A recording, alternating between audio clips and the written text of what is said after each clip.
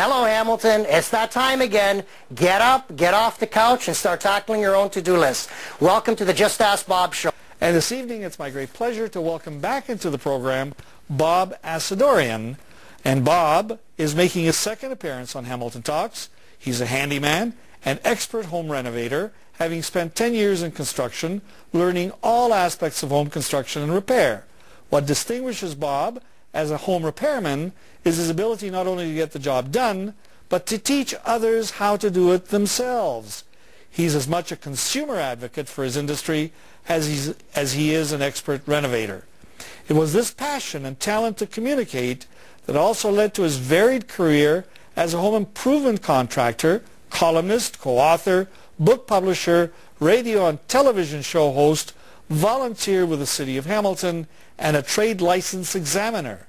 We are very pleased to have Bobby Assadourian here, and we're going to just ask Bob one more time. Bob, welcome to the program. Well, thank you for having me. Listen, Bobby, Mike Holmes is your hero, or yes. at least he's certainly a hero to you. I have a lot of respect for him. Why? Because he's the real deal. I can't stand when people make fun of him. I mean, Larry, it's silly. I mean, people will say what they say about him, but lately what I've been hearing, oh, Bob, you know, he's not as tall as he looks like on TV because we kind of measured him off when he's standing beside a door. Or he's put on weight, you know, in his most recent series. No, but people will pick at anything. And it's funny, who are the people picking at him? They're unlicensed. Larry, I was at one of the big box stores locally some time ago, and I'm going to get a little more recognized in the city. Now, I'm at the big box store, and there's these two contractors. They're kind of eyeballing me. And as I walk by, they said, oh, are you the F and TV contractor? Hope I can say that on TV here. Well, you can. So, yeah, they said that. And I mean, no problem. I slowed down. I said, yes, you know, I'm Bob. And here again, this will show you the smart or the lack of intelligence in contractors. This is a true story. And we started chatting. Within 5 minutes, they're asking me for work. They're wanting the subcontract. They're wanting work. Within 10 minutes, they wanted to be on my TV show. But they don't remember they started the conversation with an insult. Exactly. We're not dealing with a smart bunch here. You know, for whatever reason, some are fine. My book is very clear on what today's contractor should be: a hybrid contractor. You need to have business understanding and infrastructure. You need to have trade knowledge. You need to be able to get out of the work boots, get in a suit, articulate with the homeowner, send them an email, attach the quote as a PDF. Homeowners are astounded when they ask, can you email us the quote? They're all hesitant. But yeah, that's what I always do. They say, most won't. Most contractors won't be caught dead on a keyboard. So you have to give the homeowners what they need. Well, and let's remind people that you have written, co-written a book, yes, called A Contractor You Can Bring Home to Mom, and you've co-authored this. Make sure your board's nice and snug. Trowel notch size is all relevant. And again, you can find a chart or you can ask somebody what the information is. Now, what we're going to do is we're starting off with spacers because we want to leave a little bit of space for any, you know, expanding or contracting. Also, that'll leave the perfect edge for clear silicone. Now, bear in mind, this roof's approximately 10 to 15 years old.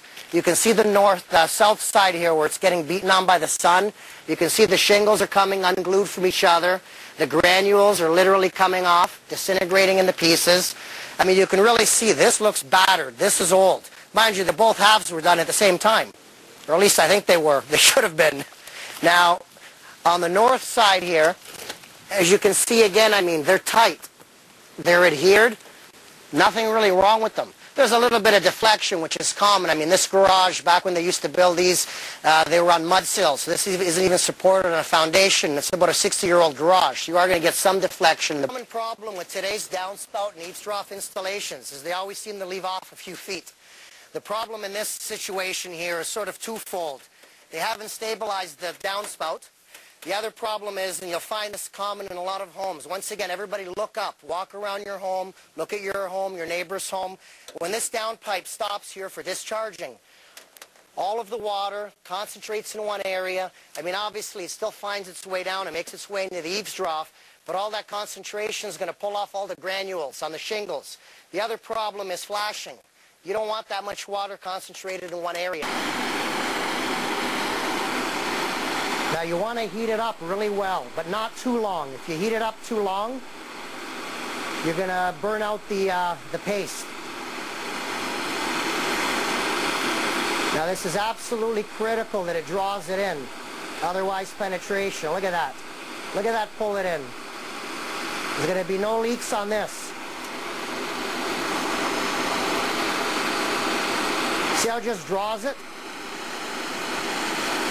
Let's do the other side.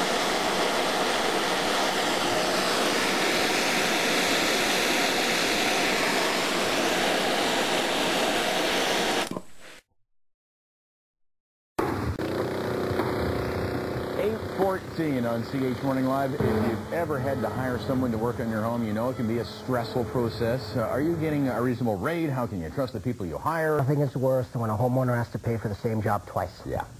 It happens. This lady, being new to the country, senior, was her first time hiring a contractor in Canada. She hired the contractor. Things went terrible. There were mold issues.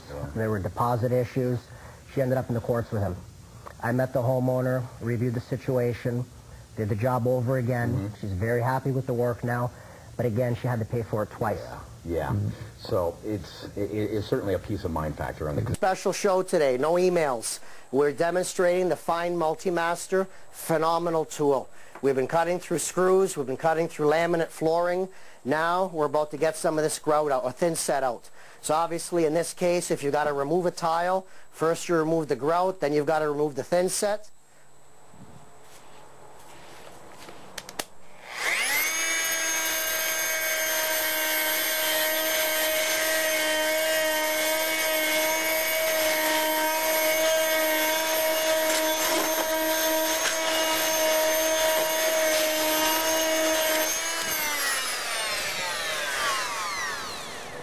Now remember, that's not butter, that's thin set. Welcome back to the Just Ask Bob show. On today's show, we're answering an email that came in with regards to your home's soffit ventilation. Old Hamilton home, back before they used aluminum, so the soffit was solid wood. In this case now, use your imagination. This is your home's attic space, or at least in my case, I'm underneath my prop. This is your home's exterior wall. This is your roof as it comes up. This would be your ceiling joist for your second floor. This is where your insulation's packed in. So what we have is cold zone, warm zone. You do not want the heat escaping going into the attic space. However, you do need breathing. So if you look here, at least in new construction, we've got a baffle. This baffle is designed to be a channel. So with the baffle here, you can pack your insulation up tight against it. Air is going to circulate. It's going to come in from the soffit. It's going to rise. It's going to take the heat out through the roof vents. Now let's take a moment. We'll show you the soffits on the other side. Well, each year Canadians spend $21 billion on home renovations, but finding someone to do the work can be a challenge. A new book is designed to help you find a contractor who you can bring home to mom, and we're joined by the authors Trevor Bouchard and Bobby Assadourian. So welcome. Horror stories, and probably all had situations that weren't very pleasant with contractors. How do you find a good contractor that you can trust, and what should a homeowner do? What should somebody do to ensure that you don't get cheated by someone? First and foremost, don't rush. I mean, we live in a society of why sit down and cut up the components and make a salad where you can get it bought in a Ziploc bag and just throw it on the plate. Slow down. It's a slow process. Don't treat it like a retail transaction. The first and foremost thing you need to do is contact your city, because it varies. Hamilton, for example, requires that anybody, well, except for painters, other than painters, pretty well anybody that comes into your home to do anything for you, they have to have a Hamilton trade license. This ensures they've got a police clearance, proper coverage, they've passed an examination through the building code. References, many, many, many references. Completely forget about the old idea of 3 references. Even the worst contractor can get it right 3 times. Get as many references as you can. I mean, in particular... Wait a second, Bobby. So, but how many people do actually call a number of references? How many of your clients have said, you know, I called every one of those references and they all said you did a great job? 5% call, and I'll tell you what, the other 95%, they're lucky it's me. I mean, again, you have to call. In today's society, I mean, you know, people, many homeowners want to hire me through email. So, for example, they'll simply send me an email, come down, take a look at our chimney. You know, I'll contact them, whether on the phone or through the email, and say, let's set up a time when we can meet face-to-face to go over it. No, they're too busy. Just come down and look at it, leave your quote in the mailbox. If we like it, do the job, we'll leave a check for you. I won't work for them. Really? No, I won't work for them. We have to meet. I mean, again, there's so much about the homeowner wanting to find a contractor they can work with. It works the other way around. I like to know who I'm going to be working for. Now, as far as permits, got a whole file full of them here. Now, let me show you just for a moment exactly how important it is.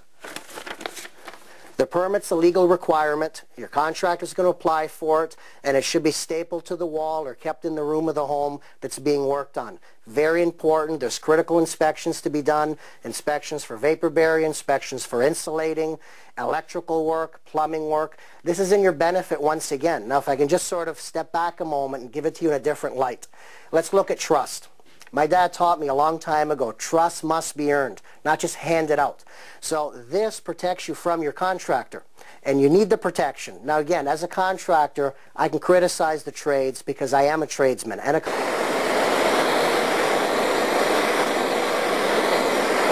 Welcome back to the Just Ask Bob show. Just to give a quick recap, we've got a mock-up here of a basement wall. We're going to be insulating. We just did a little bit of a fire and scorch test on the Roxwell. Very good product. Didn't set itself on fire.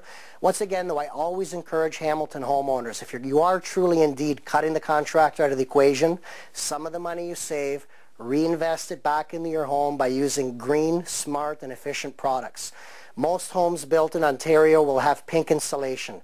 Terrible product, extremely itchy, doesn't have the true R value, resistance to heat loss that Roxwell does. To help us understand all of this, we're joined by Bobby Assadourian. He's the president of Triple R Inc. in Stony Creek and the voice of Talk 820's Just Ask Bob. Hi, Bob. How are you, Jason? Great. Thanks for being here. Well, thank you for having me. Exactly what are these deductions and these rebates, and how much time do we have, Bobby Assadourian, to take advantage of? Well, let's start with the home renovation tax credit. The government really hasn't given us a long leash on this, and I like to dub it as the most misunderstood tax credit / refund. This expires February 1st, 2000. Important for homeowners to understand, as I always mention, there's good, better, and best when it comes to products. So when you're doing the work on your own home and you're hopefully cutting the contractor to the equation, use good quality parts. These supply lines here are stainless steel braided supply lines. They're very high quality. Now, you can also buy cheap plastic ones. It's not in your benefit because you have to understand, as the water in your home passes through the supply line to your faucet, it is under a tremendous amount of pressure. My very favorite tool. I love this, and you're going to love it after watching today's show. This is the Tile Dock by RotoZip. This is absolutely phenomenal because for small tile, you can place your tile here. You can make the cutouts. Now, if we're doing a large tile job, you can fit a 12 by 12 in here. Now, it's a really nice tool to use because you've got the clamps built in. You've got these little blocks here that can be adjusted to hold your tile. We're going to test this out in a moment. TR last Tuesday, Hamilton police laid numerous fraud charges against a local roofer. I wish I could go down the list, and let me try. Just Ask Bob Talk 820. You're the general contractor when you're not doing TV, radio, or now you're writing. Who are you writing for? Right. I know I said there wasn't a number 5, but if you can bear with me, Jason, I want to throw this one in. That's all right. I throw it in on radio all the time. Forget technology, certificates of insurance, legalities, paperwork. Let's take this back to caveman time. Caveman, you were on the run. Instinct. Go with your gut feeling. You've got children. You've got valuables. This contractor should be in your home from before you leave for work, and he should still be there when you come home from work. If your gut tells you, if your instinct tells you there's something a little strange about him, forget it. Shred it. Find somebody else. Move on. Let's show you another one here. The most difficult part with this one is as you go in with the blade, sometimes this end breaks off, and you want to keep this. So again, that's why whatever your tiling project is, keep at least 10% extra tile on hand.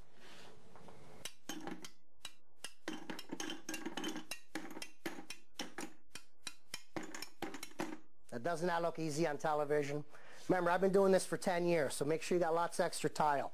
Now, let's assume it's a 2-gang electrical box. You got a switch and an outlet. That pretty well will size it up. No, I don't know of too many people, and obviously there are some if people are going door to door, but I don't know of too many people that would accept somebody simply knocking on your door saying, we happen to fix floors, and if you've been thinking of changing your floors, that you'll hire them. Many do.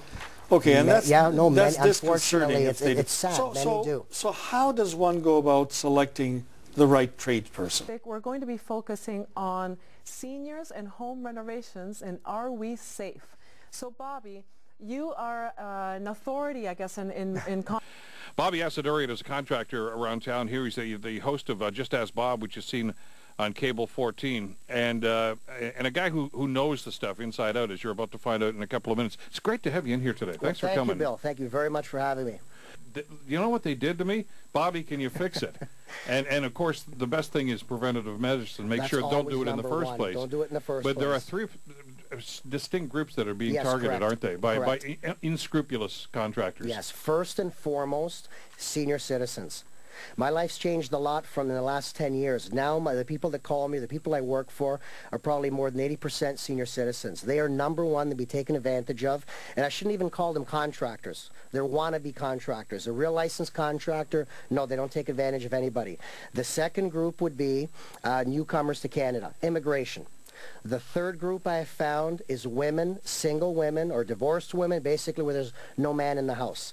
Now, Bill, this is bad. And I know that's characterization, and it's terrible, but but they look at it and say, "Oh, there's no way she knows about this sort of stuff." Exactly. People ask me all the time, "Why, Bob, these 3 groups?" The only thing I can say is because it's easy. Seniors come from a day and age where you didn't need the deadbolt, you didn't need the chain, you didn't need all these, the knee one that you put into the door so resist the force kick in. They come from a day and age where they're going to trust you. So when you're faking and the crooks in the neighborhood and saying, "Oh man, we're just working up the street from you, we see your chimney needs some work." Well, those are the guys that pave the driveways. Exactly. Well, yeah, exactly. Seniors, they're being taken advantage of. Another reason is availability. Sure. They're home, they're retired, they're there. Now the second group, newcomers to Canada, again for obvious reasons, the English skills, language barrier. They may be a little more trusting because they're nervous, or they may not go to the authorities right away. And then the one you hit on the nail on the head there, women that are at home, whether single or divorced or without a man. Again, why do mechanics do it? Same reason these phony contractors are doing it. They feel they can just exert their pressure and tell them you need this, this, and this when you don't. All right, now talk to me about one of the other things, of course, is shoddy workmanship. And I know that. Bobby, you know a lot about this topic, and I guess it would be great to start with you. And if somebody wants to create an income property from their home, for example, their basement, and create a basement apartment, what's the first step? The very first step, before even talking or thinking about it too much, especially before calling contractor in, call the municipality you live in, call the municipality, simply give them your address, ask them if it's legal. That's number one. Because just the fact of owning your home doesn't mean you can remodel the basement and rent it out. It varies from municipality to municipality. Some allow it, some don't. So right off the bat, if you're allowed, terrific. Then you have to decide, are you going to have family and friends help you?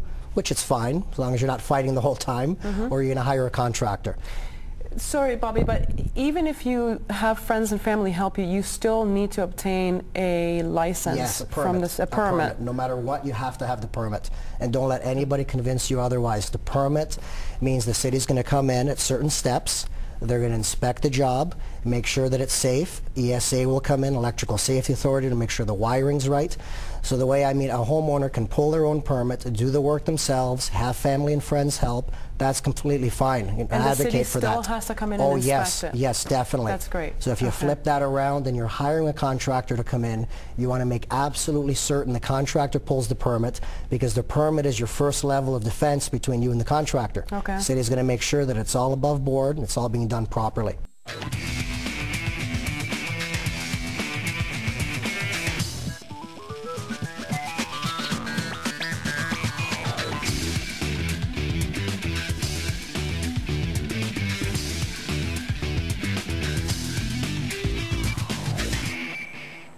Hello, Hamilton. It's that time again. Get up, get off the couch, and start tackling your own to-do list. Welcome to the Just Ask Bob show. I am Bob Assadourian. On today's show, we have a lot of fun for you. Through the magic of television, we're going to be visiting a R job site, and we're going to start boring some holes in the ground. Let's start with an email. Dear Bob, I'm looking into building a deck in my backyard. My contractor tells me that the concrete for the posts only needs to go down 2 feet below grade. Bob, is this true? Second question, part two of two here. My husband and I are thinking of renting the 2-man gas-powered post hole digger in order to save some money and possibly bore the holes ourselves. Bob, I've heard this machine is dangerous to use. Is this true? Tanya Lowe, Dundas, Ontario. Thank you so much, Tanya, and thank you to everybody throughout Season 2 and Season 1, because without your questions, there wouldn't be a show for me to design and create. Well, Tanya, as far as the auger, let's see. There's 1-man augers, there's 2-man augers. They're all gas units. The 1-man auger, I find it very difficult to use, much less power to bore into the ground. Now, a lot of this depends on your soil conditions. Is it easy soil? Is it hard clay? Now, the 2-man auger can be used. Now, it's called a 2-man auger. In this case, it'll be husband and wife auger. Now, again, as long as you don't want to end up going through some divorce dust, make sure you get along. You're going to have fun on the project. Research the unit. Go to the Home Depot, who, by the way, sponsors the Just Ask Bob show going into Season 2. Go to the rental department. The associate will have the machine on a metal stand where you can pull the crank, get the auger to spin, husband and wife on each end, balance yourself, see how you feel with it. As with any home improvement, you have to be comfortable with it, you have to be able to use it. The Home Depot's rental department will detail you through the project, and if under any circumstance you're not sure regarding your safety or use of the tool, forget it. Call a contractor. Speaking of contractors, make absolutely certain your contractor has taken the exam on the Ontario Minimum Building Code. Hamilton specifically requires Master Building Repair License. And I'm on the board, so I know what I'm talking about. Third Wednesday of every month, young Hamiltonians that wish to become contractors, and also phony contractors that have been caught, line up, fill in the offices there, fill in the chairs, 2-hour examination. You must pass with a 70% mark minimum. You have to pass the police clearance and show insurance coverage. Then you're a licensed contractor. Nothing less than that when you're looking to hire a contractor to bore your holes. Also, very important, Ontario call before you dig. Make absolutely certain that the contractor who you've hired, if you've hired one, calls in for the Ontario call before you digs. It's free. There's no charge. You're going to see that yellow-orange spray paint all over your grass and your lawn. That indicates where the gas line is. Now, I mean, it's not here today, but one of the biggest questions that come into my office is, should the homeowner call for the Ontario before you dig locates, or should the contractor? Well, it depends. If there is no contractor and you, the homeowner, are doing it, obviously you call. But if you're hiring the contractor, it becomes a liability issue. Some contractors may pressure the homeowner and say, you call for your dig locates. Now you've got a homeowner responsible for calling for the digs, and you've got a contractor that's boring the hole that may burst the gas line. You've got a little bit of a mix here, a can of worms if there's a disaster. The one who's digging, the one who may pierce the telephone line, the TV line, or the gas line, or a sewer pipe, he should also be the one, he or she, a lot of female contractors in this business, he or she should be the ones to be responsible for the call before you digs. So again, it's very important that you're knowledgeable about this. Anytime, get off the couch, pick up the phone, 546-2424, and you need to ask for building and licensing, both departments. Building department to find out if there's a permit required or call before you dig. They'll give you all that information. Licensing department to find out if your contractor has the Hamilton Master Building Repair License. Now, on a quick note, new for Season 2 is Bob's Bewares. We'll get to the Bewares in a bit, but at this point in time, we have a Bob's Top pick, which is right here if you follow me. Isn't this the cutest thing you've ever seen? I was at the depot the other day. I'm going through the hardware department. I see that bolted to the wall. Well, I am good with tools, so I bolted it in about 10 seconds. And then I took it to ProDesk and asked for permission. They said, sure. I wanted to bring it on the store to demonstrate the Door Guardian. Install, easy to use, extra security. Try it. Well, you don't have to go to Home Depot because we're going to try it right here. The point with the door guard is, if I can take a moment now to sort of go back in time. Back before the door guard was invented, we had a very old-fashioned unit here, which is the chain. Look familiar? It's been on a lot of television shows where you see, you know, late at night, usually the lady, she opens the door about 6 to 8 inches. Hello, hello, who's there? Well, now you've got the door open 6 inches. That gives you momentum. So as the burglar's got the, well, as the door's open 6 inches, the burglar can push the door back closed, pull, hence break the chain. You don't want that. That's not a Bob Top pick. That's nothing but junk. We've got the door guardian. And a little bit of comic here, but as our person working us with here, Greg Ross will attest to, most homeowners that I install this for, they can't even open it from the inside. Never mind trying to break in from the outside. We had our Greg Ross here from Cable 14 today, and I said, Greg, you're inside your home, open that up. He's pulling, he's reefing on it. That's how it opens. That's how it locks. Can't get in the door. Again, pull, pull. Now here's the beauty of the unit. We have a router channel here. We have a protrusion in the form of sort of a triangle. As it shuts, let's call it male, female. Talk about penetration. You can't open that. There's absolutely no way to open that unless you pull this way. So again, most homeowners I've installed this for, they can't even open this from the inside, let alone the outside. Buy it by name, the Door Guardian, available at the Home Depot.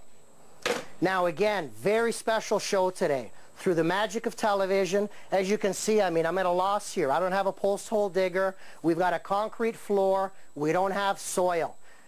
Through the magic of television, right after this break, you're going to find us on a triple R Inc. job site where we're going to use the two-man auger, we're going to bore the hole, and we're going to answer for the nice lady how easy it is to do. Catch you after the break. Thank you, Hamilton.